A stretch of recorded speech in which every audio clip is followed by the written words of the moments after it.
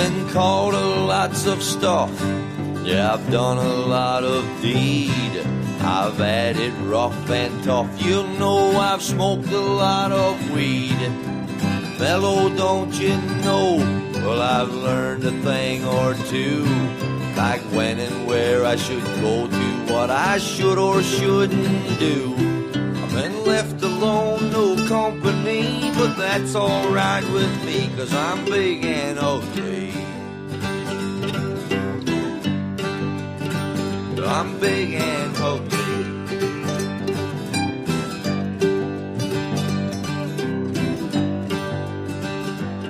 I'd like to let it grow, you know I'm talking about my beard.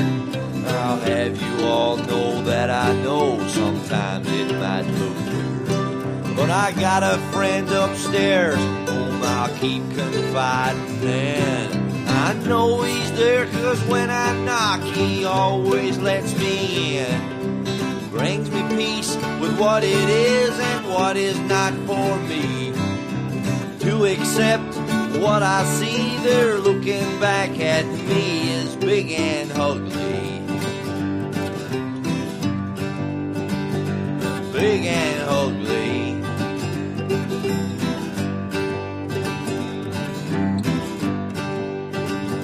I could have been small and cute and play a flute like a dream, or sing like an angel, maybe play ukulele. But I got to work with my hands and keep dragging it along, banging on that old guitar. Sometimes I'll write a song. I lose a few friends, so it seems I got no enemies. 'Cause what you get is what you see, that's how it is with me, 'cause I'm big and ugly. I'm big and ugly. Big and ugly.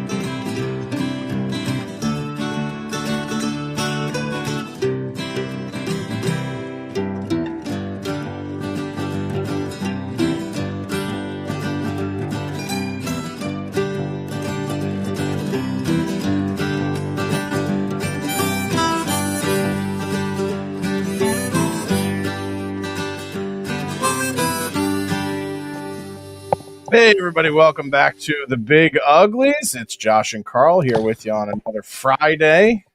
Friday. We just want to give a shout out to Japan because we still are the largest sports and comedy and culture entertainment podcast in Japan. Self-explanatory. Hooray, please. Boy, a busy Friday. I just want to kick this off and say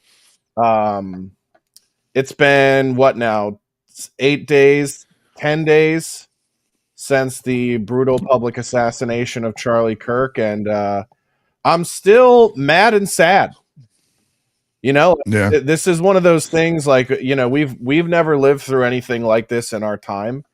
You know, like a public thing like this, and I'm still very mad and sad.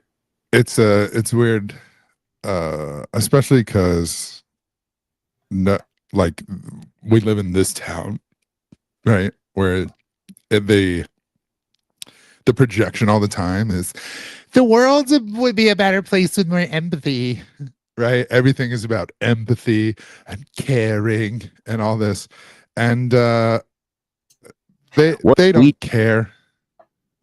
They don't care that they're like, they only cared when the millionaire who's been hawking vaccines and all type of shit for the last however many years lost his job. Now all of a sudden they care about Now, free speech. yeah, now there's outrage. Now there's outrage, right? And And they're like, listen, isn't this horrible and dangerous? I go, a guy got murdered in front of his wife and 3-year-old baby. It's and they go, yeah, that's horrible, but and you go, no, but No, but no, there's no but. no, but there's never should be a but. And in times like these, we always look to the stewards of our generation to give us, the appropriate words. And there's been a lot of controversy with comedians, talking about the Jimmy Kimmel thing and saying, hey, I don't know if this is right, like we don't cancel people, and aren't we against cancel culture? And so there's been some moral conundrum about this, and who better to explain to us what the right thing is? Take a look. What we did in canceling Jimmy Kimmel is hypocritical. We talk about free speech, and then when someone says something we don't like, we cancel them. It's not consistent with our values. And I don't give a fuck. Fuck you. You kicked me in the balls, I gouge out your fucking eyes. I'm not doing some Dave Portnoy explanation on why this is consistent. It's hypocritical. We're hypocritical. This is a fucking war. Fuck you. You got me fired, I get you fired. It's like I say to my daughter's boyfriend, you make her cry, I make you cry. We're making you cry now, motherfuckers. This is who post Molly Jimmy needs to suffer. And we're making him fucking suffer. And we're going to make them all suffer. The gloves are off. We're hypocrites now. You made your bed. You're fucking lying in it.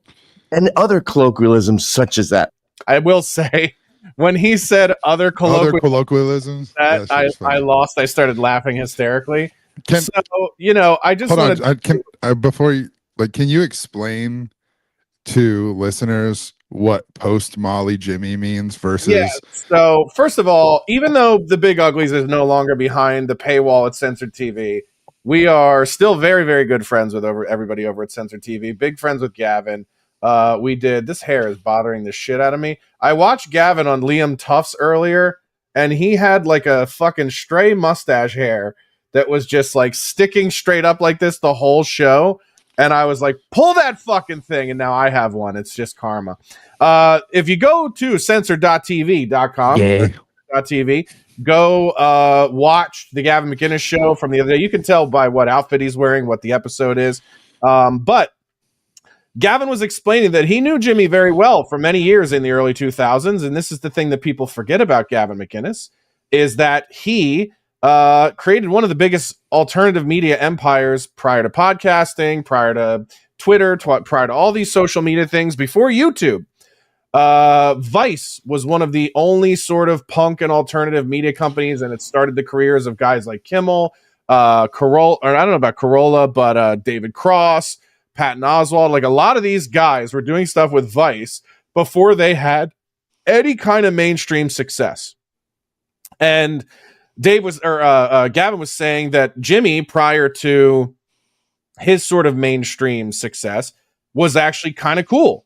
And it wasn't until he married his wife, Molly, who was one of his writers, I believe, that he sort of turned into this liberal crying TDS cuck. And Gavin says in the episode very plainly, show me a man, like a crying liberal man with TDS, and I'll show you the woman that ruined him. And he's so fucking right. You can look at this with David and Amber Tamblyn. Everybody says, like, the cool David died when he married Amber. Bill Burr. People say this about Bill Burr. People say this about Jimmy Kimmel. So, like, I didn't know Kimmel at all, but, here we are. So I see this clip. I'm home last night after being out. I get home. It's one of those things like you go home at 12:30 and you go, I'm going to get to bed early tonight. I'm kind of tired. I think I could go right in and crash. And then you stay up for 4 more hours. Yeah. And, I'm going through YouTube clips or whatever. And Censored is able to do clips on YouTube again for the first time in a while. So I see this clip and I go, this is fucking perfectly said. And I go in and I edit it down to where, I'm a comedian. So I go, there's a way you can cut this clip to where there's a bit of misdirection in the beginning of this that will make it hit harder. I cut the clip to a perfect 1 minute long. I share it on Twitter, and then I pass out at about 4 a.m. I wake up when you call me at 8:30 in the morning, and I look at my phone, and my phone has red dots all over it. Twitter, Instagram, Facebook, all over the place. And I go, oh shit, something blew up.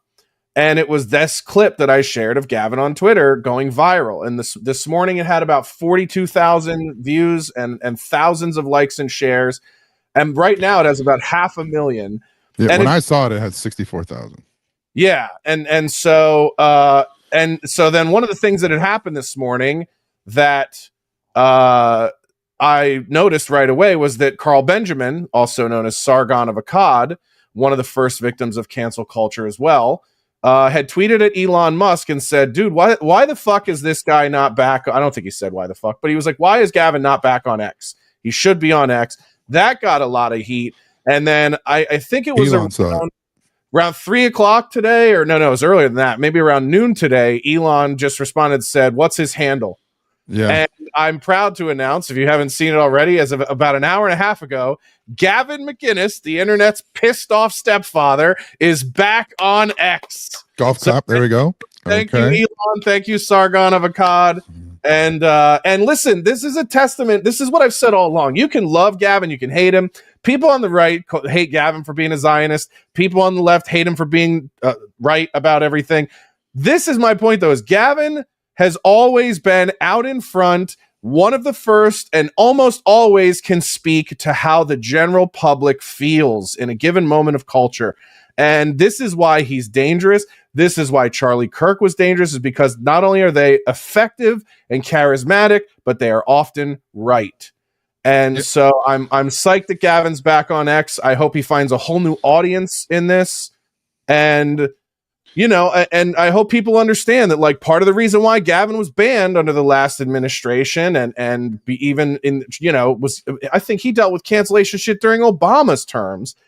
The reason that guys like Gavin have been deplatformed and pushed off is because they are right. And oftentimes it's guys like Gavin who came from the left, who were, Gavin in the late 90s, early 2000s was like a punk rock libertarian, and he and I sort of, when we met, bonded over that thing. Like, didn't we used to be like the most liberal guys in the room, and now we're not? Like, when did this happen?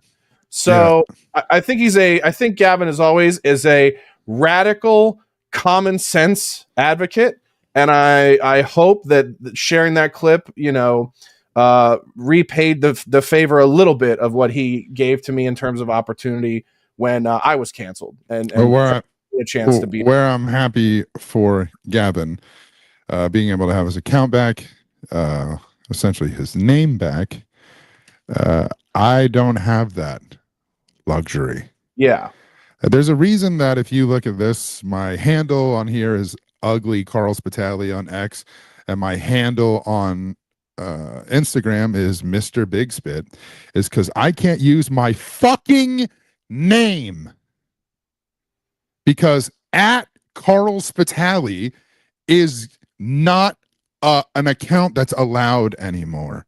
Mm-hmm. Not on X, not on Instagram. And why is that? Because I used my own name. Did you call for the death of Jews? Did you ask for genocide? Did you say the N-word on the TMZ podcast to a black man's face several times?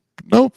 Okay. All I did was present facts in real time of how my union, SAG-AFTRA, production companies in this town, comedy clubs in this town and around the country, and other studios and networks and stations were lying to us to manipulate us and forcing people to have vaccines or they couldn't work.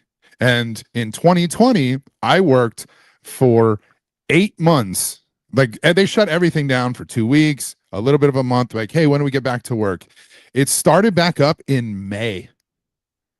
From May through December, we were working. The Los Angeles Lakers won a championship. The Los Angeles Dodgers won a championship. No vaccines. They had a protocol. If you were sick, you went away. When you were not sick, you came back and joined your team. And that's how it was. That's how I thought everything was going to be. They tested us on set. That's fine. You test positive. Hey, you can't be here for a day or whatever. And they pay you. I started posting scientific literature. I started posting bullshit mandates and countering them. And my stuff got flagged by Meta every time. And there's this goes against community standards. And it said for misinformation. And misinformation was a term that nobody fucking used before 5 years ago. And that's a term that the administration came up with in December of 2020, January of 2021, after the 2020 election, before January 6th, in December of 2020, the new regime was starting to realize this is misinformation, blah, blah. And by February, by February of 2021, after 2020 summer, the cities burned down, after the early year of 2020 and with January 6th, everything, after all of that, that's when they wheeled out if you don't do this, you can't come to work. That's when they wheeled out Jimmy Kimmel, Colbert, celebrity videos where they're in black and white. And they're sitting and like, this is dangerous. We need to, and anybody who didn't go along and was at the time almost left of center, being against pharmaceutical companies, being against all this shit. So I want to jump in here and say, like, at the time, so rewind for these people watching, and there's been many an episode where like you'll get fired about the COVID shit, but I don't think people really understand this. At the time, most people were skeptical, just sort of in general, of the government, and by the way, people forget that like when it was Trump pushing for the vaccine, which I was also skeptical of, like Kamala Harris and Joe Biden were like, I'm not taking it if it's his. Right. And then when he took over, they were like, everybody's got to take this. If you don't take this, how could you not? And so I am one of these people, like just in generally speaking, and people will laugh because I'm a big old fucking fatso. And I'm like, but when it comes to drugs and putting shit in my body that I don't need, I never do it. Like, and so that was sort of my apprehension. Yeah, like vitamins. Yeah. My girlfriend at the time has a serious medical condition where sort of like anytime any foreign thing would enter her bloodstream, it's a dicey situation. Okay, I said bloodstream. I was okay. Any foreign object. Right. I was like, okay. Yeah, somehow she's, if she gets stung by a mosquito, she could die, but she could swim through a fucking chocolate river for hours, apparently. So, goddamn Augustus Gloop over here.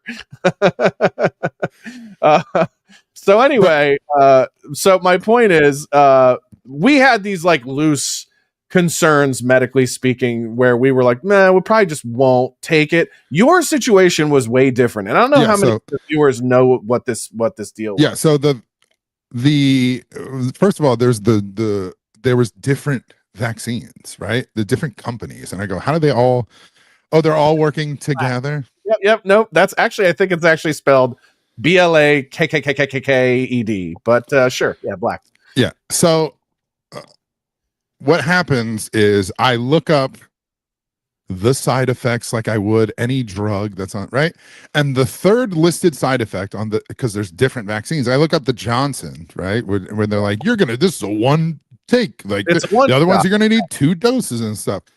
And I'm reading all of the shit. And the third listed side effect on the Johnson, and I think it's the 7th listed side effect on the Pfizer and Moderna stuff, was Guillain-Barré syndrome, right? And I had Guillain-Barré syndrome when I was 15 years old. I almost died.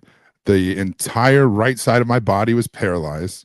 I had to have IVIG, immunoglobulin, pumped into me, which is essentially antibodies, so that my body could stop attacking itself in an autoimmune disease. You some kind of fucking super soldier? So after I was 15, luckily your body can recover. When you have Guillain-Barré syndrome when you're older, you don't have that. It's the same as like collagen, where your face is not as It's like young it's similar to like Bell's palsy. Like if you have Bell's palsy attack when you're a young person, you can regain exactly because your body's not done growing yet, so it's going to create more ribosomes and proteins and things like that. So when I was 15, I have this. I go to physical therapy, speech therapy. I literally, my face was like this, and like I had to learn how to talk again. And the fact that I do voices and voice acting and stuff, like it's a blessing. I love the fact that I talk for a living now, and I love the fact that I went on to play college and professional football and use my body that I thought I wasn't going to even be able to use anymore. And all of these things have been a blessing. So when it came time to do that, I thought that I lived in the state with the hippies and the punk rockers who would be like, fuck the man, right? I was wrong. Apparently, the left had then become the biggest advocates for the pharmaceutical industry I've ever seen, whether it's because these are the people that make their school shooter depression pills that they all take, whether it's they make their fucking birth control that makes them crazy and hormonal, whether it's the trannies with their fucking hormone pill. They love pharma here now. And this was crazy because I go, hey, I have that disease. I could relapse at any time. I would rather get this flu symptoms that they're talking about than go through that again. Well, the other thing that people will contest and forget is like her and I had this like before you had even moved into the building. Like it was you and I had done. You guys were like sick in the fall. You and I had done the last darkest hour ever, which was November of fucking 2019. And then her and I got sick for about 10 weeks. Like right after crazy. It was like Black Friday weekend. I remember it like yesterday. I was doing it was Black Friday every weekend. It was Black Friday weekend. Walk into these. Yeah, I know. I get it. It was Black Friday weekend. And she had been working this huge event at Staples Center. I know what you're going to say. It was a Nerf tournament, but it was, Listen, all that shit being sick, like when that had happened, I already knew. I was like, well, I'm not I mean, even if these motherfuckers were sick for a while, I'll be like, I'd rather have that. But that's the thing is like, I even remember telling you when I was like, I think that's what we had. Cause we didn't know what this was until like February. And I was like, I think that's what we just had. Cause we were sick from like Black Friday until like the second week of January. That's a long ass time. Like this lingering fucking flu. Yeah, it was literally like a month-long flu. No, it was like 6 to 8 weeks. And it lingered, dude. Like it was like mid-January where I felt like I could actually get up and go out and do shit again. So, unfortunately we had enough money saved and shit at the time to where, I was able to take that sick time off work. But so I even remember thinking at that time, like, well, if that's what I just had, I'm not going to take a experimental vaccine with side effects and everything else. Like I just had it. So I probably have naturalized immunity. Well, and then and you're probably sitting there going, if this fat titted fuck and his bubble girl, Negro addicted now ex-girlfriend could survive it, I'll be fine. No, those were literally my thoughts. So in fact, I was like, she's got simian sort of resistance. I don't know, whatever they called it in Jurassic Park. She's fucking outbreak monkeys every weekend, so if she's surviving, I'm good. Yeah. So you just see Dustin Hoffman outside of our fucking apartment, like looking for the patient zero monkey. No, Samuel L. Jackson was in there, like, yeah, we're looking for the monkey, dog. That must have been now. So I look at all the side effects. I'm like, yeah, I'm good. I'm not gonna relapse on fucking Guillain-Barré just to do this. Yeah. And I don't know why this was controversial. The thought at the time had to be, surely my union will respect my right to medical choice. Well, that was the thing. So get this: the state of California decided to say that anybody can't just be medically exempt from this. So they started pressuring. So this, when you talk about the government, this is dangerous fascism. No, what dangerous fascism was when the government, state government and federal government put pressure on doctors to say that if they gave these essentially exemptions out, that they would then be either prosecuted or they'd lose their medical malpractice insurance. They were threatening these doctors. And then so you get somebody like Jimmy Kimmel during this time where I was like, oh, maybe the fucking comedian who's one of us will say something on there. And he would get up almost nightly and mock people who literally couldn't have this. And then this is a connection that I know Lila Hart has shared her story and that and stuff, but I literally couldn't go into the Comedy Store, the place I've been going for a decade, 7 years in a place that I was like, okay, why can't I go in the building? The Laugh Factory, even I'm one of the few white guys who's a paid regular on Chocolate Sundays, the biggest black and urban comedy show in Los Angeles. They had a Christmas party. Yeah, I don't know if you know, my ex is also a paid regular on Chocolate Sundays. Yeah. Well, I know she's a regular. I don't know if she's getting paid. But I know that I wanted to do one too. Dude, I never forget this. They had a Christmas party and I showed up and I was dressed, all that shit. And they fucking had a paper check at the door. Like, you got to show your vaccine. I'm like, are you out of your mind? Yeah. And the guy was like, show your papers. So I hit him with like Nuremberg trial shit. And I was like, just doing my job, huh? And by the way, all of these fucking people right now that are like free Jimmy, free speech. I don't want to hear from comedians talking about free speech and their freedoms and First Amendment rights if you're not defending Jimmy. You were the motherfuckers that were like, man, just get a fake card. Just get a fake one. Yes. And win. And just that's what they told me when I was texting them from outside. I go, hey man, they're not letting me in. And it was just like, don't you have a fake card? No, because I don't believe in asking for the card. Yeah. I don't believe in that. Hey, and that's my conviction. Don't you have your goy disguise that allows you to not get taken to the camp? Don't you have your goy disguise on you out there? Shalom. No, I really can't hide this. Sometimes. I know, you're fucked.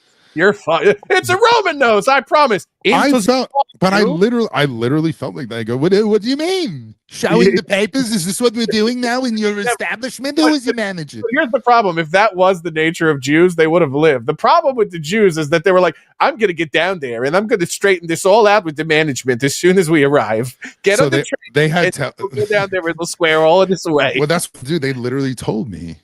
Well, it's what the owner wants. I go, cool. Where's he at? Tell him to come down here and tell him, because right now he's having a lowly worker check people's papers for a fucking cough that they could have got at a train station, not even here. So have the owner come down here. He's like, I'm not going to do that. And this is like that was like the beginning of when I saw. So they literally would like having at a baseball game, like the Dodgers, they'll have like the ushers like watch people to see, they'll pull their mask down to eat a hot dog and then pull it back up. And I'm like, this is retard shit. They gave Turner from the Dodgers shit for being in the group photo with his mask pulled down. I go, they just played a game together in the dugout, you fucking queers. Like they lost their fucking brains. And then because the more and more people who refused the vax were on the right, it was a lean in moment for people like Kimmel. And Kimmel, I very clearly remember him bringing up and almost going to war with the Rogans and stuff. And he was like, oh, you're doing horse goop and all this fucking shit. Oh, you deserve to die. And this is the same guy who got on TV and cried about his fucking child being saved by LA Children's Hospital. And then the same fucking queer fucking sentiment he sent out was that you should be denied healthcare if you refuse an experimental fucking thing that literally, we now know 5 years later, caused blood clots, pericarditis, myocarditis, heart attacks, turbo cancer, and accelerated aging. That's why all of them look like they're 700 years old. Ben Stiller looks 80. He looks like Jerry Stiller.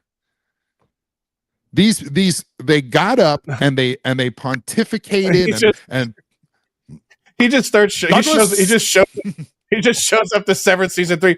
Okay, everybody, this season, no more black guys. It was enraging. And then so what started happening? When I would say things, it pissed people off that were in my industry, who were behind the scenes, who maybe have been casting directors, who I've worked with, who followed me, other actors, other comedians, and they're like, hey man, you go. And this is the shit that would piss me the fuck off. And they don't see it no more because they took my fucking name away. But they would come up to me and go, dude, you go hard on social media. I follow all your shit. I go, yeah, you know what you should do? Like it. Coward. Yeah. Share it.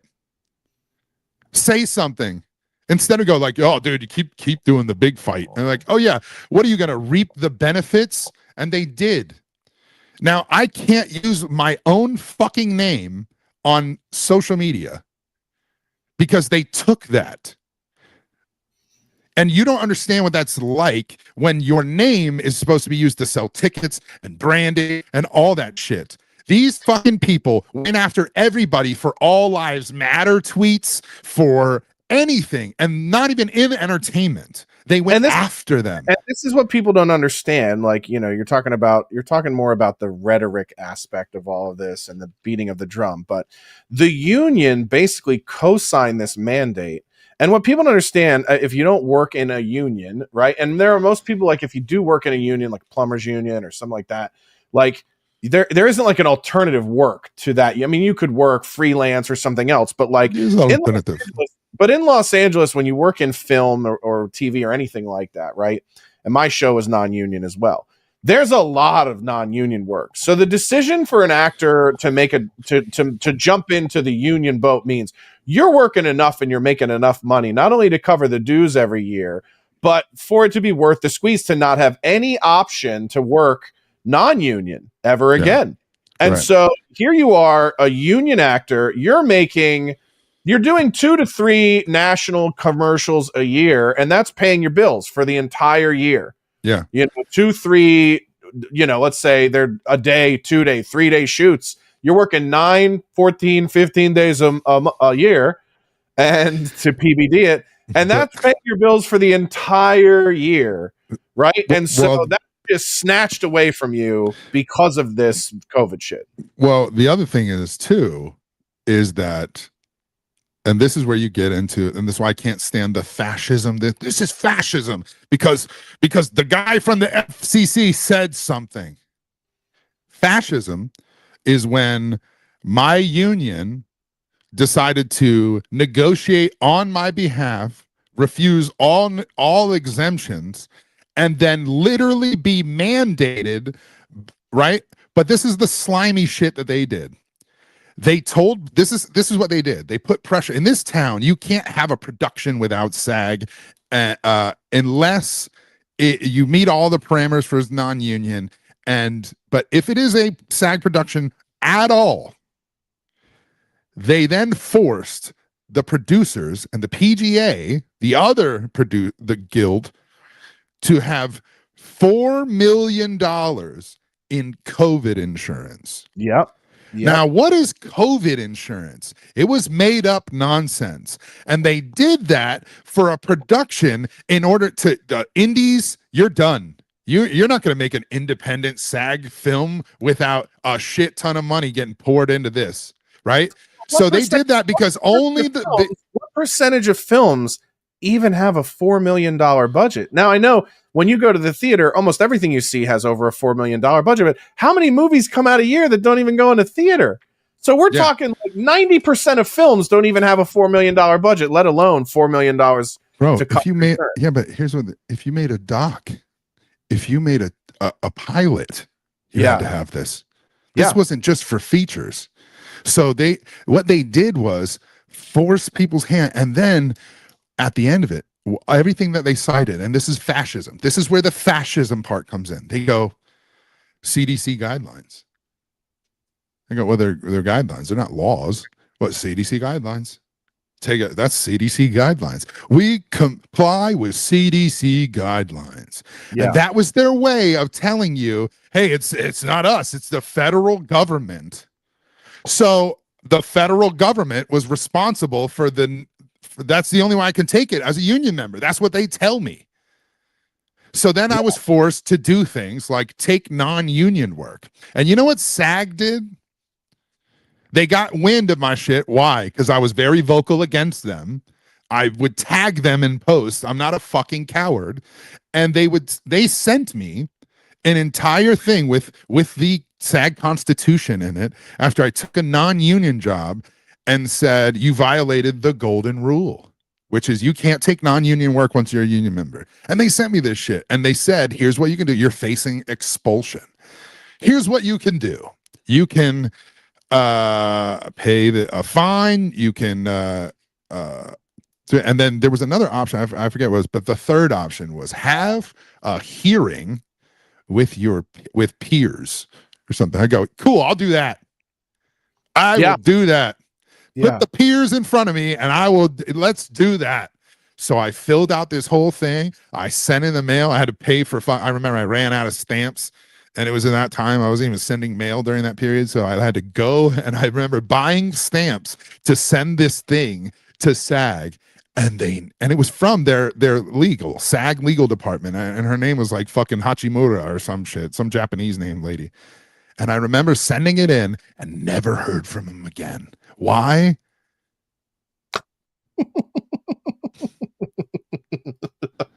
People were in the chatter saying Josh is bored. I just figured I'd throw that up there. Well, I never heard from him again. Why? Because I said I wanted to have a hearing in front of people. I elected to challenge everything that they were doing and suppressing and shit. And that's what it is. So then you get Kimmel, you get, and the worst part is this, and I really want to come at these comedians right now. Jim Gaffigan, Bill Burr, Patton Oswalt, Mike Birbiglia, Christopher Titus, fuck each and every one of you. Because every single one of you made these comments and things that your fans, you alienated from, that they were all stupid if they didn't take it, that they believed in conspiracy theories, that they believed in all types of bullshit because they didn't want to go along. Fuck you. Fuck Mike Birbiglia with your fucking, I'm a director, aren't I artsy? How about you're a fucking coward? And how dare you say you have no right now to not challenge free speech and all that. You have no right to say you're a free speech advocate. Where the fuck were you? Oh, that's right. You were tweeting that the only vaccine that doesn't work is unless you're already dead. I didn't forget, Birbigs. Titus, you came out the other day and said, you fucking pussy ass snowflakes, which is directed at MAGA people. You're fucking snowflakes. You can't take comedians' jokes. Pussies. Don't ever talk about free speech. How about fuck you? When you said cops and firefighters that are unvaccinated cannot protect, serve, or care. Fuck you. Bill Burr, when you said, I'm not getting into it with, I'm not going to get into it with Joe. We're not doctors. I don't have to be a doctor to fucking read. You dumb fucking mud shark. Yeah. I don't have to do, and Gaffigan, I thought you were a tremendous talent, a good Catholic, a great fucking like role model comedian of like, this is how you can do it. And then during the pandemic, you said, let me throw all this shit out the window for a fucking Chrysler check and Amazon money, and fucking told us all to go fuck ourselves. Yeah, fuck you too. You know, to me, and this is again the problem I have with like the piety of some of these, like, and listen, this isn't Catholics' fault. It's just an unfortunate coincidence. Some of the worst liberal propagandists hold up the shield of Catholicism as an excuse. Colbert, Gaffigan, now Birbiglia. I'm a Catholic. No, the fuck you're not. You're a deranged. You have Trump derangement syndrome, and you are a liberal fucking elitist. Stop pretending. Yeah. You know, like, listen, Birbiglia. I do have that problem. I have the same problem with Catholics. Let me fucking finish, man. You know, I am a Birbiglia fan. I like his work. I think his work is good. A lot of people disagree with me, but I'll tell you this: you spend more time in millionaire and billionaire art house theaters than I bet you do in a Catholic church. So just miss me with that shit. You're not a fucking man of God. You're a man of the elite. Yeah. Same goes for Jim Gaffigan. Like, you know, it's just like you've lived in Manhattan for fucking 25 years. You've got millions of dollars tucked away. Stop pretending that You're you still are in Indiana. that you're one of these good Catholics. Do you know who a good Catholic in show business is, who isn't out telling people what to fucking do? Kevin James. Kevin James is in mass every fucking week. You don't see Kevin James on Twitter being like, if you don't get the vaccine, you should die in a hospital without treatment. Yeah. So, you know, but to me, it's like, beware of these That's fucking why I was liberal going to attack Colbert too. Catholicism as a shield, as if that somehow makes them less propagandist. Yeah, Colbert was the biggest one. That's the biggest letdown for me, honestly. Is Colbert, you know, would be the guy that you could look to and go like, oh man, his family died. He lost his father, his brother. It's like but then he became this caricature of himself when it came to Trump derangement syndrome, and at the same time was hawking goods for the fucking pharmaceutical companies that, like, I don't understand, like, the lack of compassion that they would have if I like, dude, you're literally killing by them not letting old people see their loved ones in hospitals and nursing homes. They died of broken hearts. They died. And to bring this thing back full circle, right? Like, here's the issue I have, and I have conservatives. I have, like, what's interesting to me is how many of my friends and followers are messaging me today going like, Gavin's wrong, that claim to be conservative. And I'll say this: you're waiting for compassion from them that's never going to come. Like, to your point you just made, they watched all of our relatives fucking die of broken hearts during the pandemic. Then they watched everybody die of side effects after the pandemic of this. And then they watched an entire generation of school kids grow up like anxious and socially awkward and now fucking depressed and maniacal dejected from 4 years of school without fucking socializing or having their face covered or whatever. And, you know, Josh Denny fan in here, he goes, Silverman was quoted in 21 as saying the people having vaccine reactions was just the expected collateral damage ending of the pandemic. I like that line that you said there, Josh Denny fan, about collateral damage, because that's sort of what they say about all of this. Well, your dead relatives in the thing, that's the collateral damage of doing the right thing. The people who died of side effects, collateral damage, but we had to do the right thing. What is Charlie Kirk the collateral damage of? Was somebody trying to do the right thing and he's just collateral damage? No, it's time we start going, you are godless, inhumane, evil, selfish, money-driven, greed motherfuckers, and you have no place in the America we want to build and we want to bring back. How about that? How about that's where we're at right now? There is no middle ground, because you're not dealing with fucking human beings that respect human life in any capacity. They rationalize abortion and we go, well, you know, Roe versus Wade kind of opened the door for that. We sort of own that by even tabling the discussion in the first place. So I guess we could understand the philosophical sliding scale of, is it a human life? Is it not a human life? But we go, we'll give them that. And then it went to the elderly, and then it went to the unvaccinated, and now it's going to a guy who was fucking executed brutally in front of the world and his wife and kids. And they're going, well, but he did kind of say some fucking stop. You don't believe any human life other than yours has value. There's nothing to negotiate with someone like that. That's the same as trying to negotiate with a radical Islamic terrorist who's ready to die because he thinks his God is the real God and yours is bullshit. There's a way that you know that they don't value life, right? They had to come up with a slogan to make black people even care about their own life. Yeah. They claim that abortion is healthcare. Mm-hmm. They claim that kills more black people than black people every year, which is shocking. I would say this. I disagree wholeheartedly with the fact of any collateral damage, because I will say with 100% my chest out, there is no collateral damage when you do the right thing. Correct. There is none. Right. Doing the right thing is not forcing people to have a forced medical intervention with an experimental drug. The idea also that vaccines cured all diseases and that's why we don't have them anymore is also fucking bullshit. When the smallpox vaccine was rolled out, when the polio vaccine was rolled out, 6 children died within the first 3 weeks. They pulled it. They also pulled during this time DDT from being sprayed at people's houses.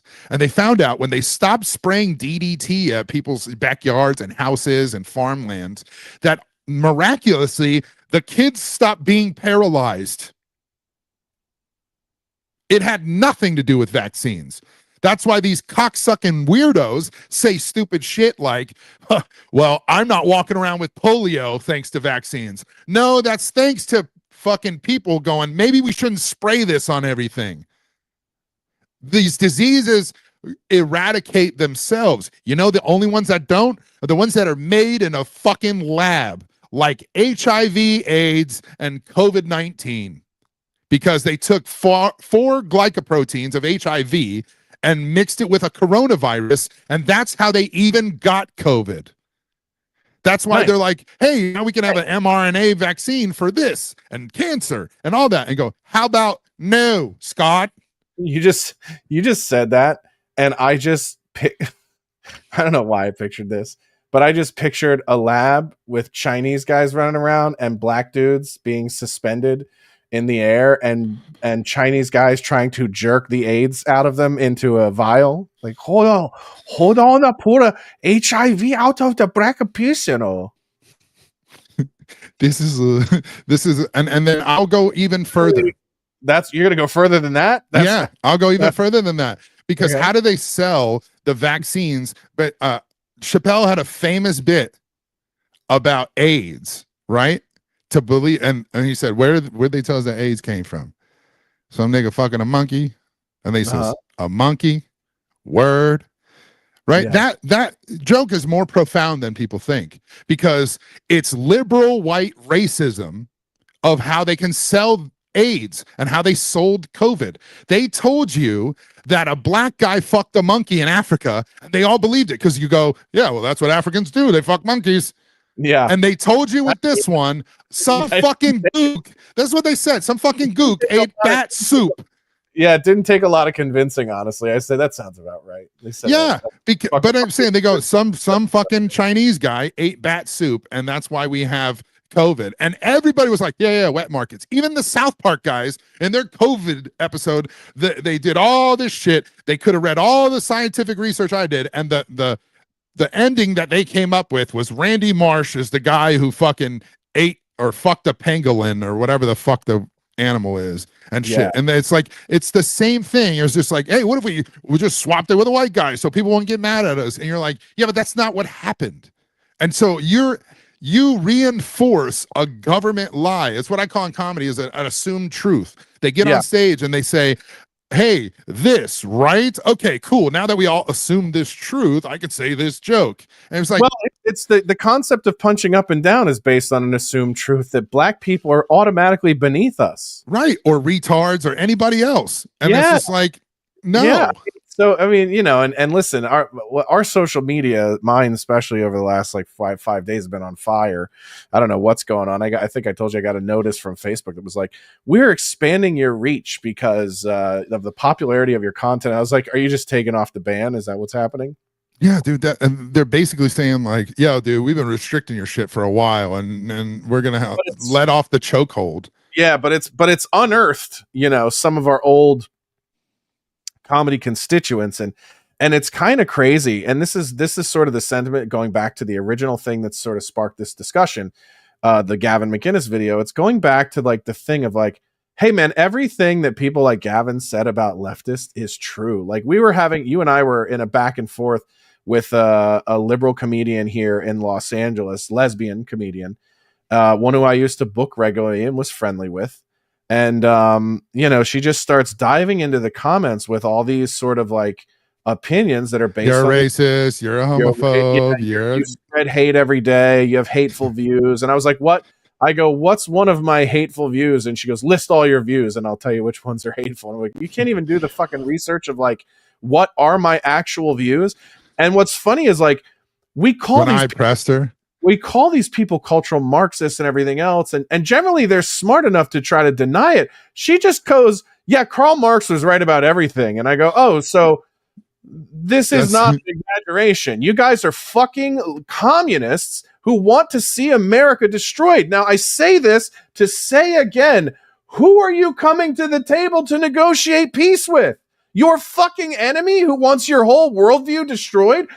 So in my opinion, this female open mic level comedian is Osama bin Laden. I have nothing to say to him and I have nothing to say to her. I don't give a fuck about her rights or her speech or anything. I'm not going to pretend. She's not one of us. You're the enemy. Fucking die.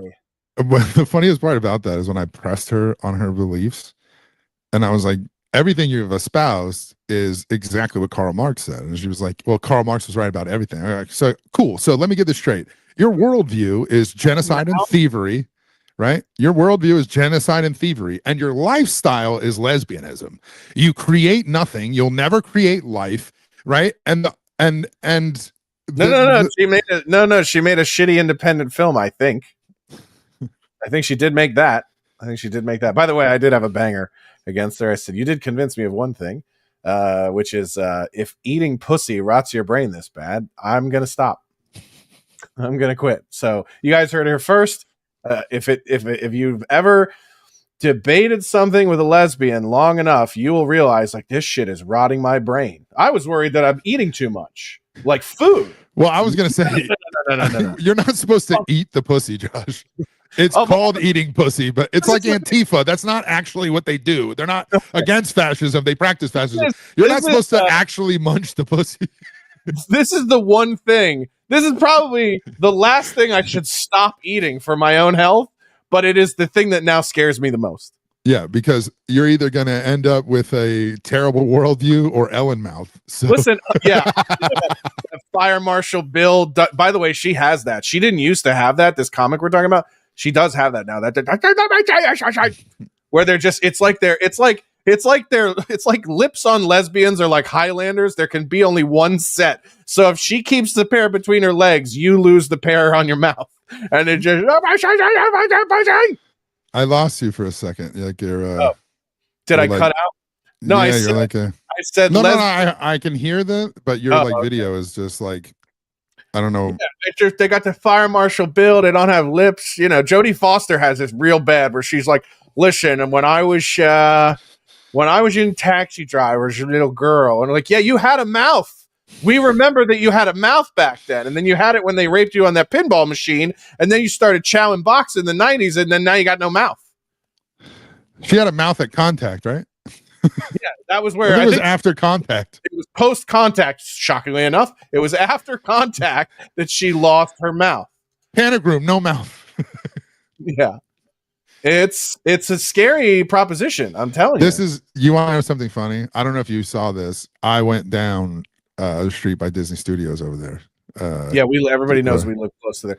I just want to show you guys. Hold on. At Disney Studios, there's a bunch of people outside. There's a Mickey Mouse hand as a middle finger. They got signs and it's like, this is fascism. They are protesting ABC and Disney right down the street. And the funniest part about it is all they had to do was watch his show and they wouldn't be yanking him.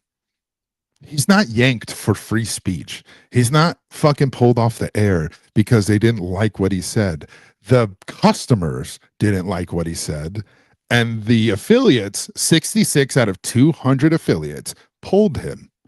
And they said, we would rather show a rerun of the Golden Girls than the cocksucker that calls the entire advertising base stupid every week, or acts like they are wrong in not agreeing or saying that this is distasteful and he should apologize. And he's like, nah, I'm not going to do that. Hey, more power to you, bro. Jimmy, I actually respect the fact that you weren't going to apologize and you were going to double down. But guess who yanked you? Bob fucking Iger and the rest of the executives who said, nah. Once 66 of 200 affiliates got pulled, they're like, what? Next week it could be 140. Nope, not dealing with this. So you got people like Jason Bateman and Mark Ruffalo and all these fucking actors, fucking Kara Sedgwick coming out and go like, this is dangerous. I don't know. Like, where the fuck were you for the last 5 years when the Biden administration, whoever was running the show there, was coming down hard on everybody else and silencing people through Facebook? If you wrote All Lives Matter, if you were a gay baker and didn't make a cake for somebody, they ruined your fucking life, Your business, your life, the whole shebang. The kid, hey, do you remember the Jubilee roundtable thing? And it was the white guy who admitted he was like, yeah, I'm probably a fascist, right? Yeah. That guy got fired from his job from being on there. Like, for trolling, basically. And regardless, that Harry Sisson fag and all the Democrats jumped on that and be like, ha ha, this is what you get. And now they're crying about ABC making a business decision. They're faggots. They're disingenuous. They're phony liars. And so for Bill Burr to get up there, it's like, oh, you believe in conspiracy theory stuff? Come on, what are you gonna? That's why you look 80 now. Yeah, his ears are weird. Aren't his ears weird? He's getting facelifts. Let me show you this. This, in case you guys think I'm fucking full of shit, okay? This is Jodie Foster. I can't believe this is what you were looking for. 13 years old. Okay, 13-year-old Jodie Foster. This is what made Mark David Chapman kill John Lennon, right? Wanted to fuck this. Okay. What? He said that? Yeah. Who was it, or was it the one who shot Reagan? One of our. Where's our research guys? Get him in here. Somebody shot somebody because they wanted to fuck this chick. I don't remember which one it was, but it was one of them, right? Okay. But okay, so there's and then we've got, Silence of the Lambs era, Jodie Foster, still a lot of action. Very, very sexy, right?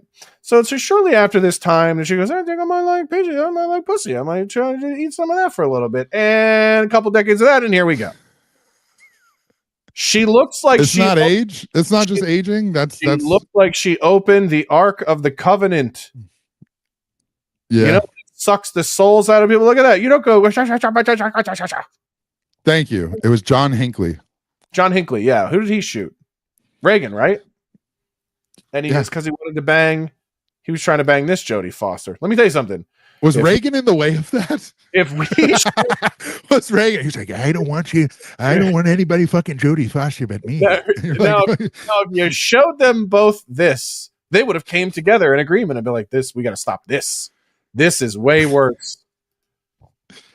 I just I know it seems like I'm so fired up, but the phony bullshit that these people acting like they're like, this sets a new precedent.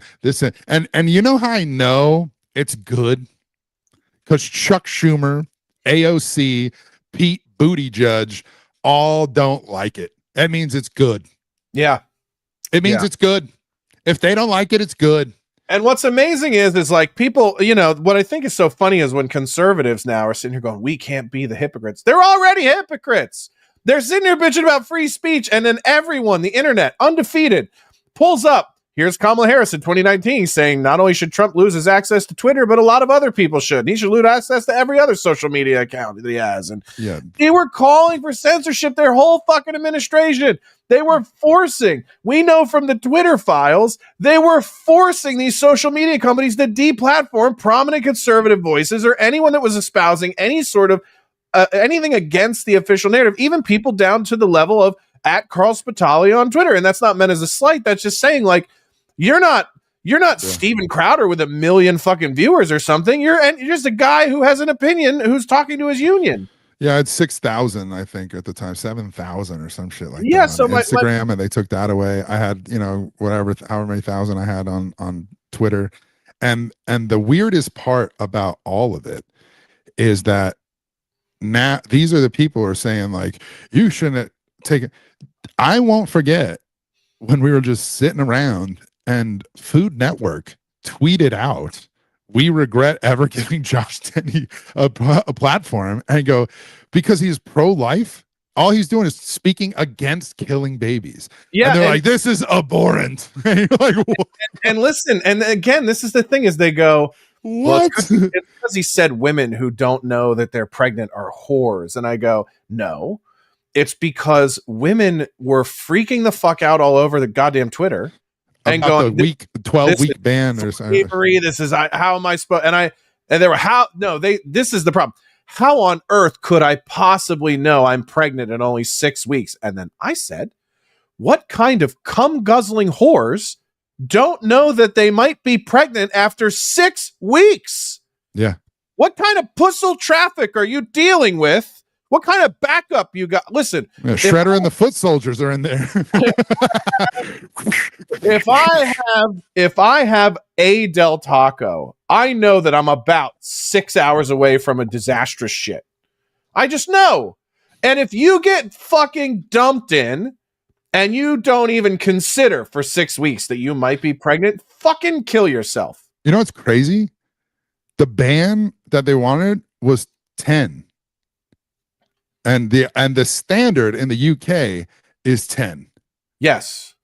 And so we weren't trying to do anything different than the other Western countries. And yet they're like, this is not enough. And for like at the time, celebrities, Handmaid's Tale is what they said. Right. And the irony in that is it's definitely a left-wing authoritarian government that takes over in the Handmaid's Tale. Of course. Yeah.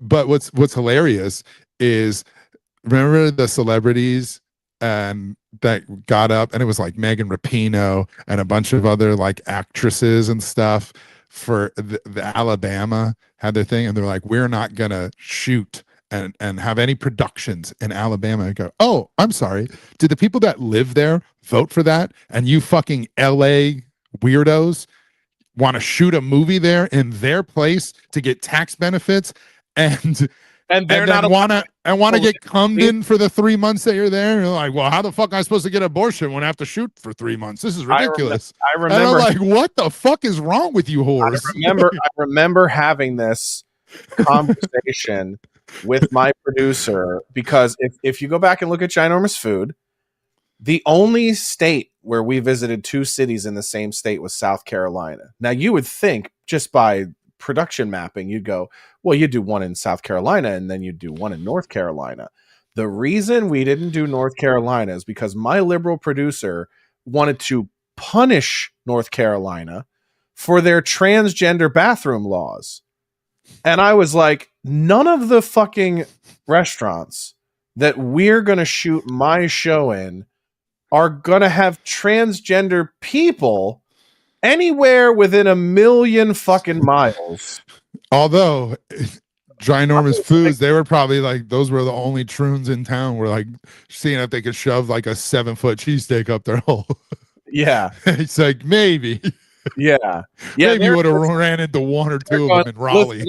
Listen to me. I don't know if you guys, I saw the episode of Ginormous Food, and I saw that you guys had made a 17-pound Choco Taco, and I thought, if you could construct that, you have to be able to help me. Listen, I was with this half Dominican, half African. His name was Juan, and he had a Choco Taco. And let me tell you. And can I be honest with you? When she said, I just want you to know that we're not going to do a North Carolina episode because I don't like their bathroom laws, I so badly wanted to go, oh, good, because I didn't want to do a North Carolina show because of their the nigger. Trannies. I so glad we're on the same page. We're on the same page, because I felt that would be unsafe. I thought it was going to be the other thing. I was wrong. I so badly wanted this, but you can read the room and know, like, if she's talking about trans bathroom. So when I say about protesting this, like, they're gonna fucking do, so up the street they're protesting, they got all these signs, and by them not even watching the show, and not even getting his ratings up, and they just want to protest. Isn't this exactly like the WNBA? Yes. Isn't Yes, this exactly the WNBA? Like, all you have to do is buy tickets, and then these bitches will get paid more. Instead, they're wearing T-shirts that say, "Pay us what you owe us." Owe us? You owe $36,000 per player back to the league. If we're being honest, I was like, my reaction, "Pay us what you owe us," was like Thanos in Endgame. Where I'm like, I don't even know who you are. Yeah. You took everything from me. I don't even know who you are. Like, that's literally the WNBA. Like, what's his name in Mad Men in the elevator? I don't think about you at all. I don't think about you at all. I feel sorry for you. I don't think about you at all. Yeah. These people are literally going, "Justice for Jimmy. This is freedom." And go, his 18 to 48 demo, it nationwide is 129,000 viewers. Dave Smith gets more than that anytime he goes live. Yeah. Yes, this is true. The fucking Legion of Skanks get more than that. Nick Fuentes gets more than that. Legion of Skanks has more than 129,000 people in the building when they perform. I mean, yeah, probably. I'm kidding, obviously, but to think that they are I just think they're all professional protesters at this point. I really think they have nothing else to go like, well, if this happens, we protest. And if it doesn't, we sue. And then Trump will sue somebody and they go like, all he wants to do is fucking lawsuits. And we go like, do you hear yourselves? do you hear yourselves at all? It's insane. And I got to be honest, like, I want to give Dave Smith props because with all the and by the way, I just want to tell you, like, I see you conservative comedians who are still trying to play to the middle because that's what you're doing. When you're saying things like, we can't all of a sudden be in favor of cancel culture, that would make us hypocrites. I know what you're doing. You're still holding on to the middle. You're still holding on to hopes that Hollywood will hire you, that you'll get to be one of them. Like, this is even Shane. That's why, why Shane doesn't even go like, I was canceled. Let me finish, please. Everybody looked at Stavros Halkias on that red carpet standing next to Emma Stone at Cannes and was like, oh my God, that could be me. That could be me. Yeah, all you got to do is sell yourself out and have leftist politics. Just be a leftist and play ball. And you too could be on a red carpet of a Borgos Lanthimos movie and you could be friends with Emma Stone. Remember when you wanted to fuck her back in Superman or Superbad? Now you get close. You can be right there. She'll be there and you'll be there. And so all these fucking dork comedians who are like, we can't be against free speech now. When you didn't say shit during COVID, you didn't say shit when people like me and Gavin were kicked off of social media or banned, or people like Milo and Fuentes were fucking debanked. Dick Masterson was fucking debanked. Yeah. So, it's like when that wasn't enough. I was debanked. And then that's true. And then a man got shot in the fucking neck and that wasn't enough. And then you're like, but it's like, first of all, I know why you're sharing this. No, so many people on my feed, by the way, they all got unfollowed this week. Even if you were someone I considered a friend, I unfollowed you. And here's why.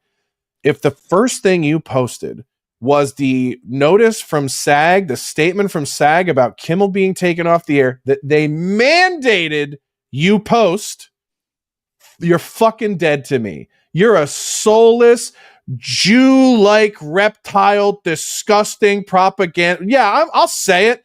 Like, whether you're Jewish or not, that fucking thing, the thing that's like, that's you. That's you. You're this. If this thing, that's you. Whether you're Jewish or not. If you didn't fucking get into this conversation until the goddamn union was like, do it or we'll kill you, and you're like, hey, my money, they're gonna take my money. Yeah, that's you. Can I go one step further? Are we going to kill one live on the air? No. Can I go one step further? I don't think it's just they want to be accepted, and maybe that could be me in Hollywood. In fact, they want competition out of the way first. Well, yeah, they want us without doing it, without doing anything. Cheered for it. Yeah, they cheered for it. But this is why I don't like. People always bring up like, well, they canceled Shane, and then he bounced back. I go, here's the thing about that you don't realize about Shane. Shane will fence it so much that he will blame any conservative thought on this is what my dad thinks. so that he won't go like, oh, well, that's not me, that's my dad. So that he can still maneuver in that space. Cool, smart, do that. I'm not doing it. I just buried my father. I'm not about to just pretend that, you know, I don't have opinions and blame it on my dad. And you hit the nail on the head, is that so many of them think that not that their path, and this is the major ideological difference between right and left. If you're first of all, if you're a liberal and you're out of college and you're over the age of 30, it's because you're a fucking loser. It's because you're a fucking loser and you're looking for somebody to blame and you're looking for somebody to subsidize you. Okay?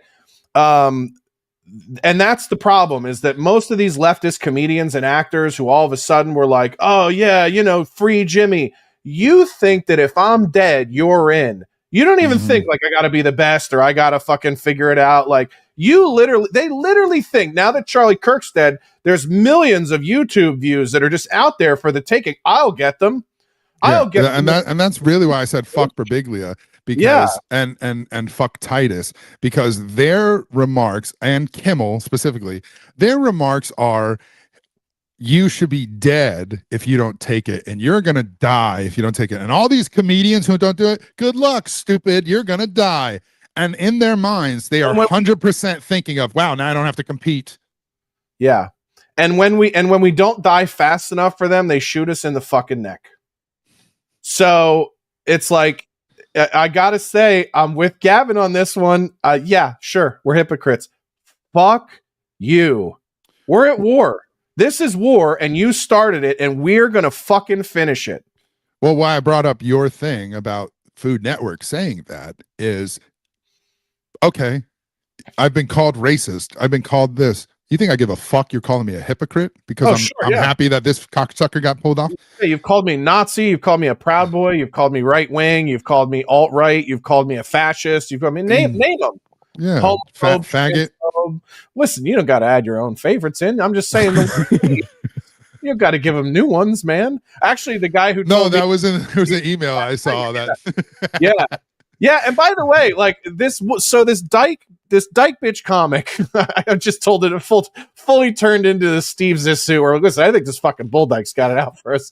But this bitch comic, by the way, the thread she's telling me all the ways that I'm a horrible person that she's unable to list because she doesn't actually know anything about. You said you'd trade your life for. But I would gladly trade my life for that man so that he could raise his fucking children and continue his work, and so that his wife doesn't have to be alone. I would that dyke fucking life in exchange for his. And she's like, what a horrible fucking monster. That dyke said, you're heartless and soulless and spreading hate. And go, yeah, because I would rather have this guy. I would have traded my fat, useless life for this fucking this way more godly martyr of a man than I'll ever be.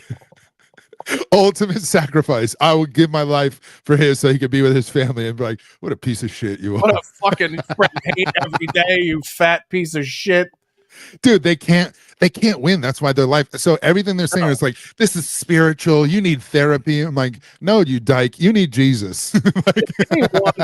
Give me one line of fucking scripture. One. Do you even know what the golden rule is, you fucking decrepit, crypt-keeping, puss-licking fucking cunt? Oh, man. And then she goes, and then she had the audacity in the thing to be like, you know, notice how you used to have me on all your comedy shows and I never invited you to be on any of mine? What the She said that? Yeah. And I was just like, do you think that's some mark that you're a better comedian than me? Like, that I was kind to you and I gave you stage time, and then you're like, that must mean I'm superior to you comedically, and that you didn't want to book. I don't give a fuck about. Yeah, like, no, that just makes you an asshole. This is the, you know, it just further validates that you are a self-minded, absolute narcissistic bitch. Cunt. You're a cunt. You're a cunt. And that's why you're unhappy, and you will be for the rest of your life, is because you believe everything that exists around you is about you. It's not. It's not. And listen, there are a lot of things I doubt myself with in life. Like, am I working hard enough at this? Am I doing enough of that? Am I focused on my health enough? Am I a good enough steward of my family? Am I a good enough steward of my friends? You know, I think about all those things. I think all the answers to those were no, but okay. Friends, you're a friend. You're a friend. Am I not a good steward of a friend of yours? You fucking cunt. All right. most. All right. You 1 out of 4. Whatever.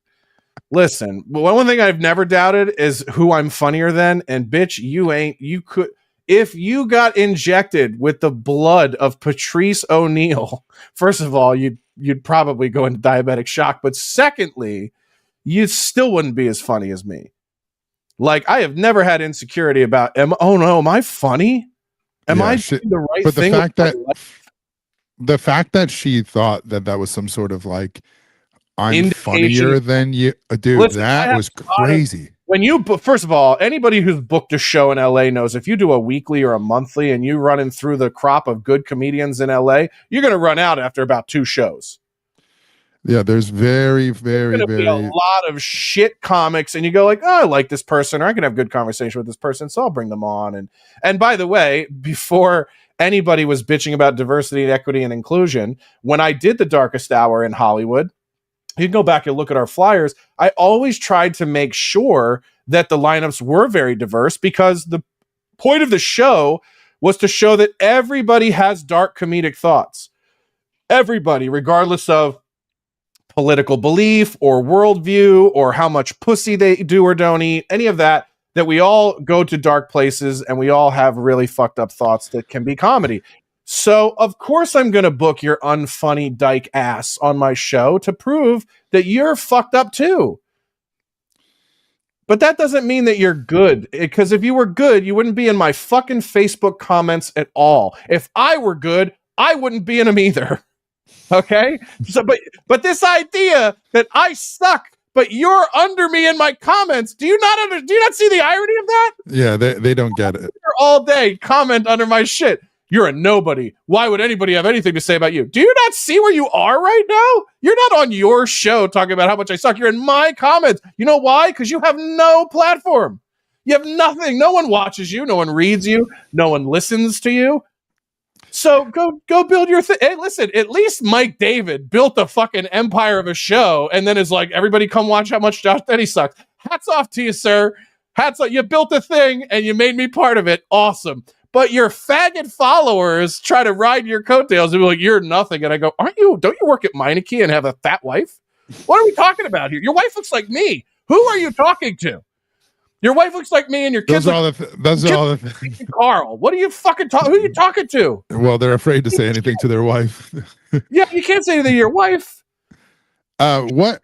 Honestly, the video that actually got me also like fired up this week was shout out to Sam Hyde. Was Sam Hyde's video of it made me cry.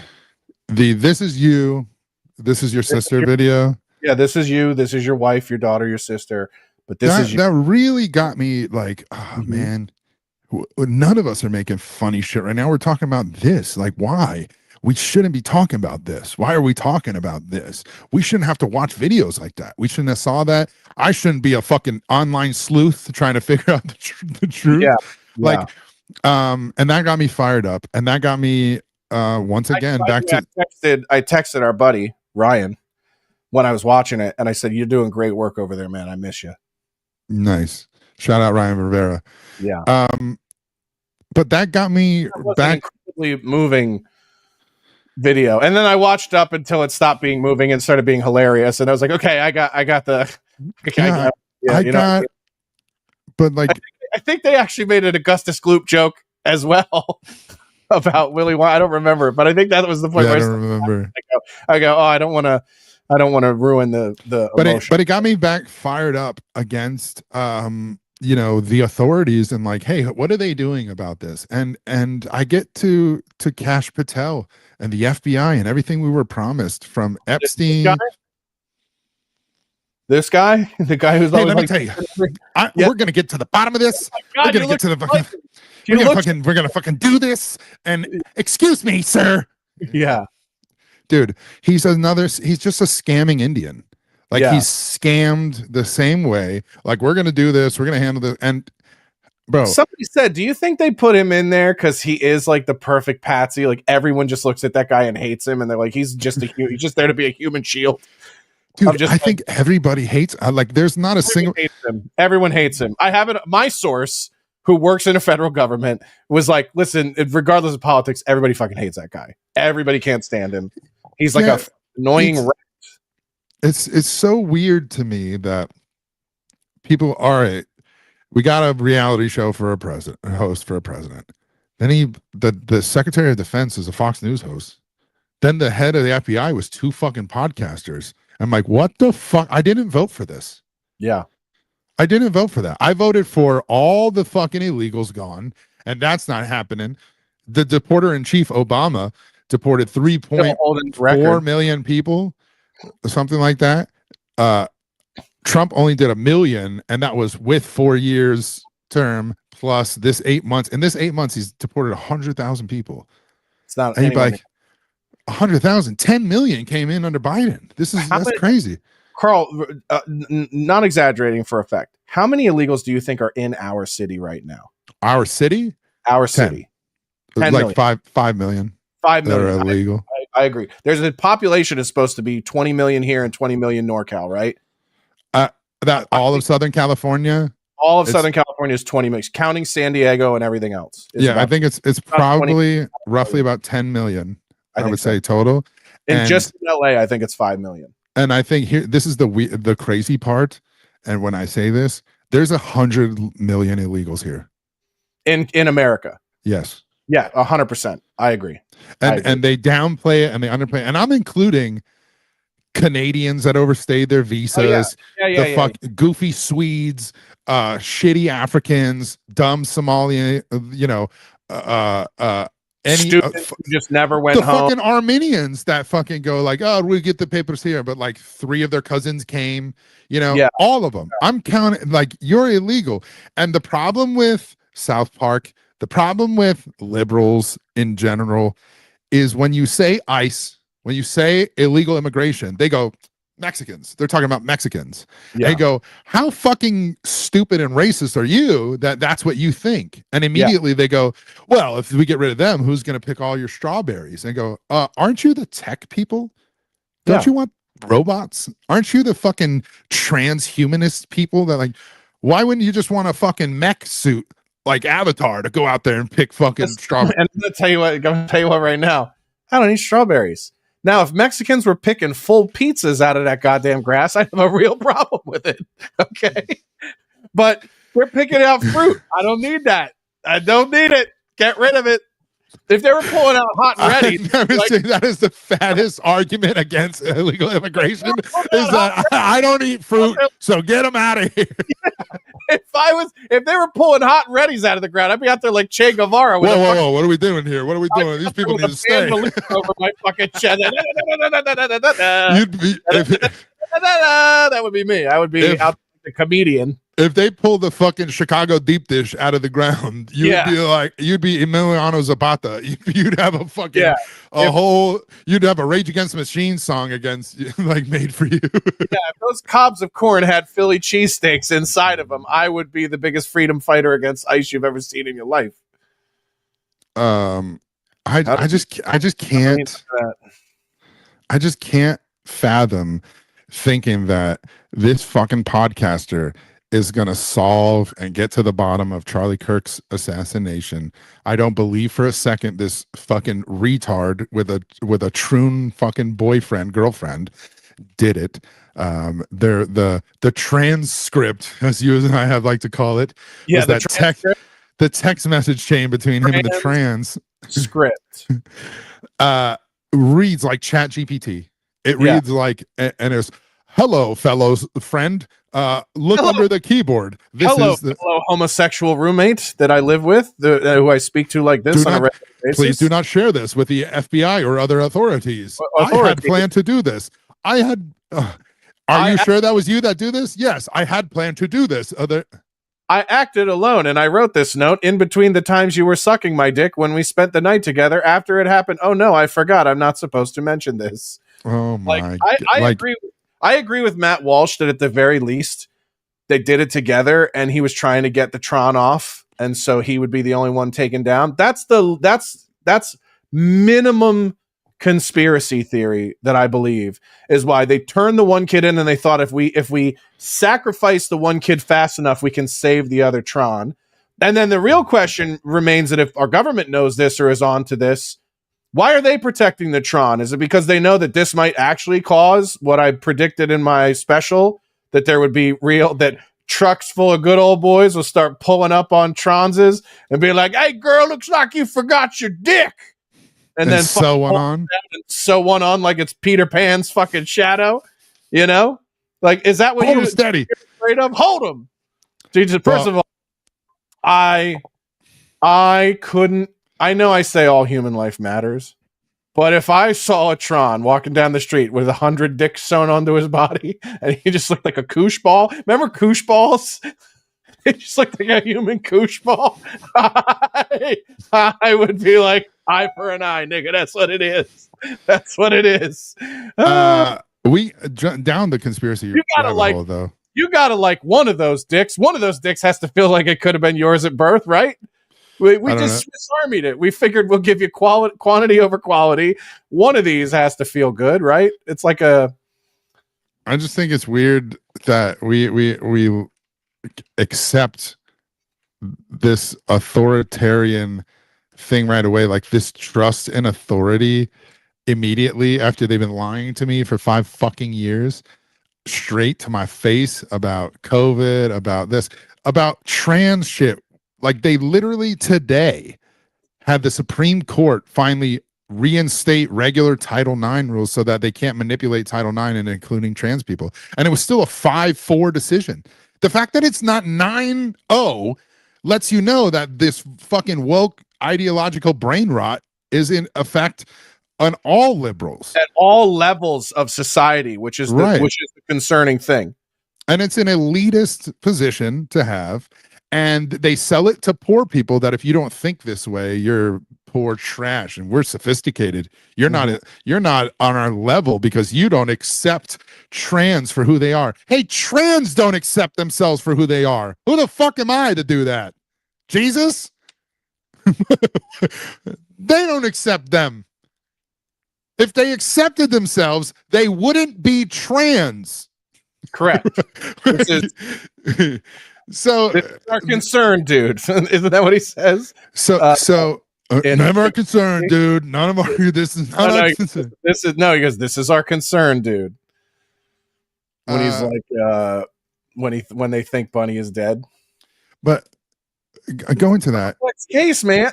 Could you imagine? He's just in there with the trans. He's like, it's a complex case, man. A lot of ins, a lot of outs, a lot of what have yous. Yeah, but I mean, right now. The Cash Patel FBI telling you straight up, one, Epstein, what was the binders and folders for that you brought people in to go like, here's phase 1, here we go with the photo op. And then he was like, I've seen the files. He did nothing but procure these victims to himself. And he'd be like, so his accomplice is in prison for human trafficking to no one. Like they literally made the meme come true. Trafficking to no one. And that's just one thing that they're butt fucking. Then the Charlie Kirk shooting.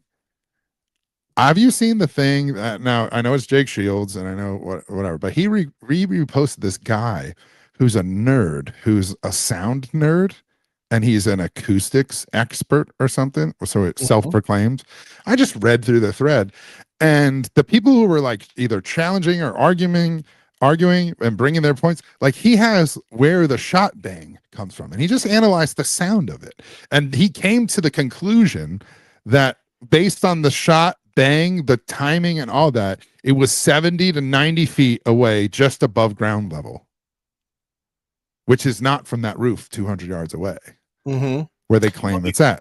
The other conspiracy theory that I think holds merit until we see the footage is what I told you is being eloquently referred to as like the Charlie Kirk Zapruder film, which is everybody who's watched the stuff there is like, wait a minute, there was a camera directly to his right, like right at the side in which he was shot, and there's one over the back of his head that we all saw that guy take down immediately. And Candace sort of exonerated that guy and said, I know him personally. I've been around that guy. I asked him, what the fuck were you doing?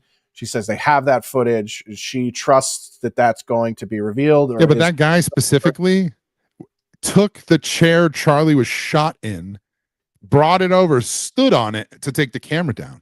Yeah, Like which that's a fucking crime scene, dude. If right. if you got shot right there, I'd be like, don't fucking touch a thing, you faggots. Yeah.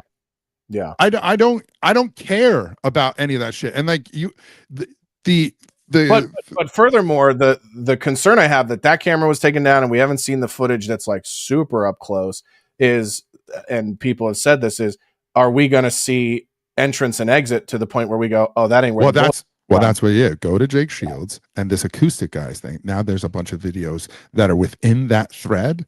And they go, cool, because I thought I was crazy for seeing this. And there's an angle from the other side, the opposite side of the wound. And the whole time you go, oh, well, that's where he got shot. Boom, there. That's the exit wound. He got shot from over here. And you'll see it because there's a puff of the shirt and the exit wound. And there's a guy who has a video. Well, I saw that video, and that literally on the stairs, and there's a muzzle flash. Oh, I didn't see that on the stairs. Yeah, dude. The one I saw was clearly doctored AI, where it's like somebody who's holding a camera up behind Charlie, and then somebody like fucked with that to make it look like somebody's pulling a gun. I'll send you this shit after the show, but there's a video. It's that I found what's in there. I bookmarked it. The stairs that people are standing on behind there's a blacked out like window, and you can see it. And there's literally a flash, and it coincides with the guy who has a video where you can see the bullet like stop, and it's like bullet time camera, and then it happens, and you're like, what is that little speck? That's the bullet. And then you go and look, and the sound acoustic video, they matched him up with this other guy's video who has the muzzle flash that's in this black area above the stairs. I'm like, that's where he got shot from. I'm convinced that he got shot from there on the stairs to his right, not on a building all the way across there. And so the theory is that the reason that you don't see the kid in all black jumping off the roof with a rifle is because he didn't have a rifle. He's correct. George Zinn number 2. And there's George Zinn up front who said, I did it. And then there's a kid running off the roof who no, he did it. And neither of them did it. And what makes all that weird, and the only like connection to Israel other than Netanyahu coming out and saying like, we didn't do this, and like, okay, nobody said you did. We didn't do this. Like, I don't know if you know this, but Charlie Kirk and I were set to come together by best of friends and barbecue every weekend. And best of friends. We're the best of friends. I don't know if you know this. A lot of people don't know this, but he and I were going to suck each other's cocks 2 weeks from now. But it's not happening anymore. It's not happening anymore because of radical Islam. And you're like, what? You're like, whoa, what? Come into the picture. But so in looking all this stuff up, and I had our friend Eric Abinante look in this, who's actually from Utah. He went to University of Utah. I thought you said he was actually one of them. Okay. I made him look something up last night, and I said, hey, man, did you know this? That school, UVU, has a one-of-a-kind, state-of-the-art, first of its kind CIA program at that school. Oh, you don't say. There's 6 of these weird CIA-like programs at schools in Virginia. There's 5 in Utah, 3 in Texas. And we looked this up, 1 in New Mexico. But this one specifically it's not cybersecurity. It's not some other program you can get into and be like, oh, you could be a Fed because he was into forensic, accounting or something. This is very specifically for CIA. Going to be a CIA agent, essentially. It's the only program in the country. It's the only school that has it. And all this happened there. I was like, was this their class project? Right? So was this the fucking their senior fucking like this is their practicum? This is this is what you had to do? This is his senior thesis. We kidnapped a rival mascot. Whatever happened to those days? And it just like obviously my conspiracy brain is going, and then I look and go, Kash Patel is saying what? Right? This is my thing. It's like now he's in front of Congress while they're asking him all this shit. And he's like, oh, yeah, Section 230. I'll work with you on that any day. This is a guy on podcast who said he was going to dismantle it. We're talking about government censorship. And now he's like, yeah, I'll do Section 230 and reform it on behalf of Israel. So they're like, this is a scary thing for a Jimmy Kimmel, and a comedian can't have free speech. Hey, dude, you're not going to be able to talk about Israel. Mm-hmm. What are you saying, comedian? Yeah, if you Yelp review a bagel place, you're going to take you away in handcuffs. Yeah, and you know, like I've been very vocal that Montreal bagel is superior to the New York bagel. Am I going to Gulag? I mean, I would maybe have to fight. Is that hate speech? When's the last time you had a Montreal bagel? I mean, I had it on my show. It was very famously at the. I'm saying we did. Probably the last time I had that was probably like 2000. When you were in college in Philadelphia? No, when I was in Montreal. Okay. Yeah. In the CFL, and I was like, I mean, it ain't Brooklyn. I don't need all that dense, spongy dough. I like the Montreal bagel. It's more like a bread. Like a bialy. Yeah, it's way like better. No. New York bagel is like a fucking bialy. You know, Montreal bagel is like fluffy, like a croissant. It's way better. It's way better. Yeah. You don't like a crisp outside with a soft inside? No. Like I like that, but it's different. It's like the dough is looser in a Montreal bagel. It's not as fucking dense. Yeah. I mean, hey, tomato, potato. You know, it's. I'll take the potato. I have. I'm sort of raged out. We are so fat that way. You sent me a thing. You're like, they have your favorite tomatoes by the bucket at this store up here, right? I was okay. Well, that chick told me, and we can probably go on that, but the lady who runs it's a wholesale gourmet like import thing, so it's all Italian stuff, Portuguese, Spain. There's some stuff from England. I was like, hey, you got the big cans of Bianco di Napoli here?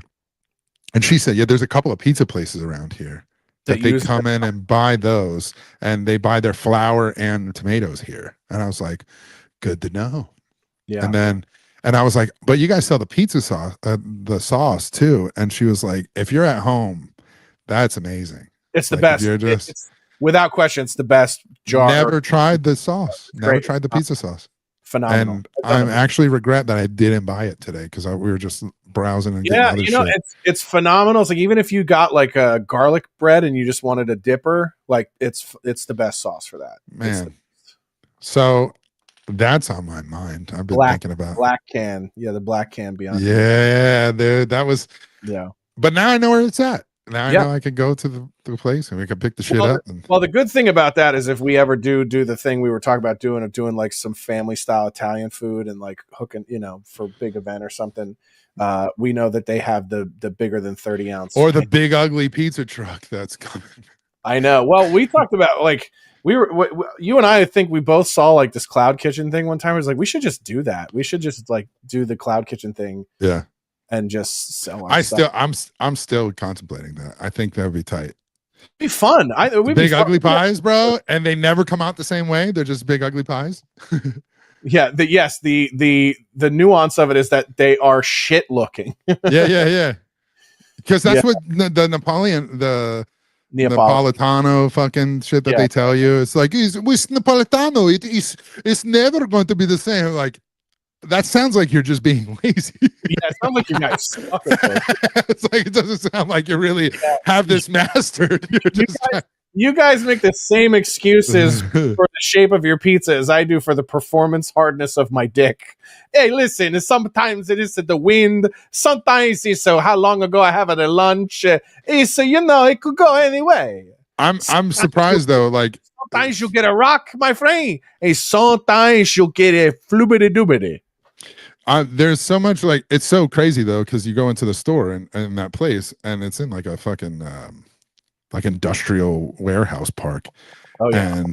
And but that's the best thing that they have in there. They have imported tomatoes and all this stuff. I go, yeah, but these are better than all of them. And that's like an American company, right? Oh yeah, They're California grown and they're the best. They are the best. Yeah, but I'm saying like, and the only reason that is great is because it's a wholesale place, so they got the big shits that I don't get in the store here. Right. So I'm like, fuck yeah, dude, I've been thinking about that since earlier today, dude. I'm not gonna lie. I've been thinking about it since like noon. Well, you sent me that, and I was just like, I haven't used that stuff in a while. I know, dude. That's all I'm hyped about. Yeah. So I'll probably do something over here. See what's going on. Take my dog for a walk, and if I take my dog for a walk, and those protesters are still there, I'm gonna say something. I got to be honest with you. I never had a doubt. I never had a doubt. Some housekeeping things before we get out of here. I sent an email out to the fans about the rest of the America Strikes Back tour. We're going to put that on ice until the start of the year. And listen, like, from our perspective, we'd love to do them, but the reality is that, you know, between the venues freaking out about everything, even the ones that have been good working with us and supportive so far have been like, dude, this is, you know, we don't want anything like this happening here. We got a lot of emails from you guys, from the fans, who were just like, I don't know, man. Like, I don't feel safe. I don't want to, you know, shit's at an all-time high temperature. They finally designated Antifa as a terrorist organization. Yep. But I mean, like, listen, I don't say this to, like, I'm not trying to blame the fans, but this is the reality. This is the feedback we get. When they started protesting the shows at the beginning of the year, we started to see a decline in tickets, because the messages I were getting from people was like, dude, I'd love to be there, but like, I have a job where if I get doxxed, I got 3 kids. I can't afford to lose my job if I get doxxed going to this event and people call me a white supremacist because I go to a comedy show. So that was a concern. And then I think this one was just the straw for a lot of people. And as much as I'd love to get on here and be like a jerk and be like, don't be fucking cowards and all that stuff. Like, listen, like, everybody's in this fight at varying levels, and I'm trying to be, that's who I have compassion for. I have no compassion for leftists of any kind. I'm trying to reserve my empathy and compassion for the people on our side who are maybe a little more risk averse or have more to lose. And they didn't see, they didn't see that and go, that's Martin Luther King, you know, being shot for something that, you know, from this principled position, this free speech position. They literally said that and said, that's a father of 2 children, and I can't widow my fucking wife with my kids. Like, there's a lot of people that experience what happened to Charlie just on a familial level, and I got to have empathy and grace for that and understand that, like, no, listen, I've never wanted anything to happen to anybody at one of our shows. And if you've been to one of our shows and you see how I never stop moving until the fucking final door closes at the end of the night, it's because the responsibility of our events, the safety of everybody there, the logistics, the finances, everything. It's our insurance.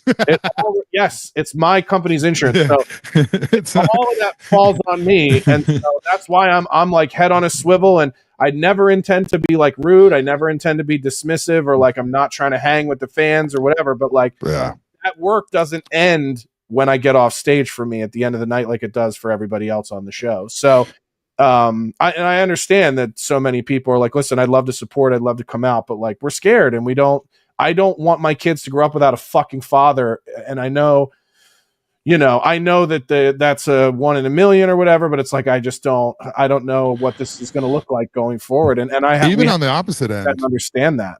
Even on the opposite end, where, you know, we've had people come in, are about to come in, and I tell them, like, hey man, leave the knives and bear mace outside, because we've checked and Antifa's not here.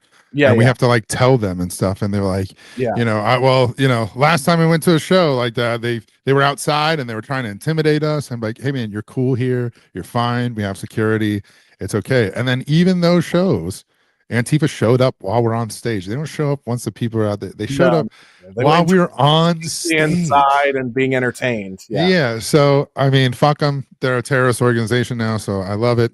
Anything else you gotta? Yeah. Well, I was gonna tell people, check out. I have a new podcast coming. You know, everybody loves that when Josh Denny starts a new podcast.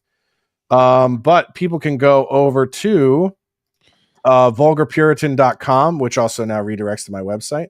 And there it is, Vulgar Puritan Podcast. So it's funny, when I did Elijah Schaefer's show back in, what was that, April, whenever we were out there in Florida, May, you know, his producer sort of like threw that label at me, and I really fell in love with it, the idea. I thought it was pretty cool, and it sounded fun. And I think it's sort of a good it sort of describes people like us. You know, I was talking with Jay Johnston's fiance Sarah about this last night, and she goes, that's kind of all of us, right? It's like the sense of like the left will look at us and they go, you guys say racial slurs and you have horrible sense of humor and everything. You're horrible people. But the reality is that we're all like God-fearing, good people. Yeah, and we just use and we just say foul-mouthed things. Yes, and they say all the right things, and they are godless, soulless, heartless, narcissistic, greedy, awful fucking examples of human beings. And if Christ came back tomorrow, they'd all burn where they fucking stand. So I'm just done. I'm with Gavin, and then like I'm done spending any empathy on those people. I will have empathy for the people on our side that have things to lose and can't get all the way into the fight and can't take 2 hours on a Friday to do a fucking podcast and talk about these things because they have kids to take care of and a wife to take care of and a house to take care of and their own businesses and all that shit. I have empathy for that. I understand we've chosen different paths in our lives, but you'll get my empathy. None of these motherfuckers on the other side get any from me anymore. Zero. Especially when they're projecting too. Like we live in a town of this all projection. It's like when Ricky said, you people have no right to lecture anyone about anything. So take your award, thank your God, and fuck off. Right? Yeah. Like that is it, dude. Like, and they don't even thank God. So that's one less thing they have to do. Yeah. Yep. So, and listen, the other thing about that podcast to me that's like very, I guess will be a core theme of it, and this is what a lot of your and my conversations have been lately, is like, I will never claim to be an expert on scripture or the Bible or anything, but I'm so curious about it. And I'm curious about people's journey in their faith, what they've learned, what they're learning, how they think it applies to them in their everyday life. And so a lot of the conversations we have on that show will center around that kind of stuff. And I hope for it to be just a really interesting exploration into faith and scripture and God with the people that I have on that show. So, all right, y'all. Good shit. Thanks for watching. Thanks for hate watching. If you're one of our haters, if you like to continue to hate us, you can always go to patreon.com/Big Uglies podcast. You can support us. You can just go to thebiguglies.com too. You can go to thebiguglies.com and goes right to our Patreon. Goes right to the Patreon. And you can support us, or you can hate us. You can hate for 8, and we'll read your hateful comments and that are full of envy and wrath. We don't care. I do want to share this. Josh Denny Van goes, Steel Toe had a Christian reawakening after everything that happened to him. Listen, I mean, we talked about this earlier. Who, Carl, Ian Armholt? Ian Armholt. I love that that's what you call him. Ian. Is that his name? What's his name? No, his name is Aaron Imholt. But I will tell you, going forward, his name, because that's what you said to me earlier, I will only refer to him. All I know is I said numero uno tagged me in something. And I was like, this fucking Ian Armholt guy. Ian Armholt and I said, I don't know who the fuck that is. And you're like, that's the guy we were talking about that somebody fucked his wife. And he in front of him. Yeah. And I'm like, oh, okay. Yeah, I definitely don't care now. Yeah. I mean, this is the thing is if you sit around and like, listen, I didn't watch other guys fuck my wife. I had found out about it afterwards. And then I had reacted. That's different. That's different. If you sit around like Ian Armholt in Destiny and you watch guys fuck your wife, that's a problem. Fucking Ian Armchair over here. Ian Armchair. He's an armchair expert. All right, guy. But he had an awakening. And listen, that's cool. If it took somebody else fucking your wife and you getting shamed on the internet for it. He said, to be fair, he fucked the other guy's wife too. Not a brag. Not a brag. Like, hey man, thanks for letting me fuck your wife. If you want to throw it at mine, you knock yourself out. Like, that's not better. That's not better. In what order though? Also, like, was he like, dude, now I gotta fuck your wife? It's only fair. It's only fair, dude. Come on, dude, please. It's only fair if listen, we both fuck each other's wives. He's like, okay, sure. Ugh. Yeah. Oh, big surprise. Did the guy who lived out the real life Caligula find God right after? No shit. I was gonna say more power to him. Whatever. If that's what took him to meet the Lord, it's like that's like if that's the thing. I mean, hey. It only took him one. It took apparently years and so many that she was afraid I'd murder her over them for me to break up with her and find God. So that's crazy. Hey, go check out our friends over at the Biggest Problem in the Universe. They're going on. That podcast probably just started and also probably just ended. So that's all, folks. See you guys.